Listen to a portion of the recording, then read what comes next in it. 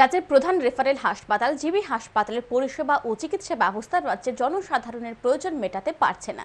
রাজ্যের জেলা হাসপাতালগুলি থেকে মুমূর্ষু রোগীদের চিকিৎসার জন্য জিবি হাসপাতালে পাঠানো হয়। দুর্ঘটনায় গুরুতর আহত রোগীদেরকেও জিবি হাসপাতালে নিয়ে আসা হয়, কিন্তু তৎক্ষণাৎ চিকিৎসা পরিষেবা না পেয়ে রোগীরা ঘন্টার পর ঘন্টা বিনা চিকিৎসায় পড়ে থাকে।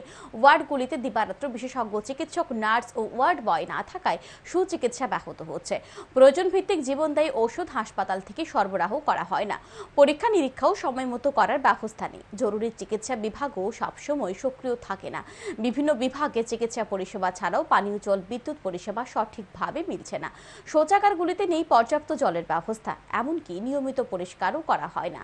ফলে রাজ্যের মানুষ এই হাসপাতালের উপর ভরসা ও নির্ভরশীলতা হারিয়ে বাধ্য হয়ে উন্নত চিকিৎসার জন্য বহির্রাজ্যে ছুটছে।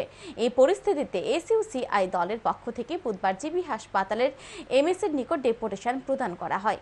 এসইউসিআইয়ের প্রতিনিধি দলে ছিলেন দলের জেলা কমিটির সম্পাদক সুব্রত চক্রবর্তী সহ অন্যান্যরা। এদিন তারা জিবি হাসপাতালের মেডিকেল সুপারের হাতে 10 দফা দাবি সম্বলিত স্মারকলিপি তুলে দেন। দাবি জানানো হয়, হাসপাতালের জরুরি বিভাগ সবসময় সক্রিয় রাখা সহ প্রতিটি বিভাগে 24 ঘন্টা বিশেষজ্ঞ চিকিৎসক, নার্স ও ওয়ার্ড বয়ের ব্যবস্থা করার। রোগীদের প্রয়োজন ভিত্তিক জীবনদায়ী ওষুধ হাসপাতাল থেকে সরবরাহ করারও দাবি জানানো হয়।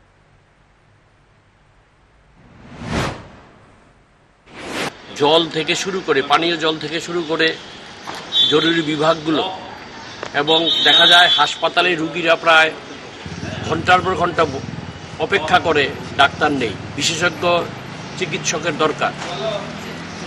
এই রকম 10টা দাবিকে সামনে রেখে আমরা আজকে মেডিকেল সুপারিনটেন্ডেন্টের কাছে আমাদের 10 দফা দাবি তুলে দিচ্ছি এসইউসিআই কমিউনিস্টের পক্ষ থেকে।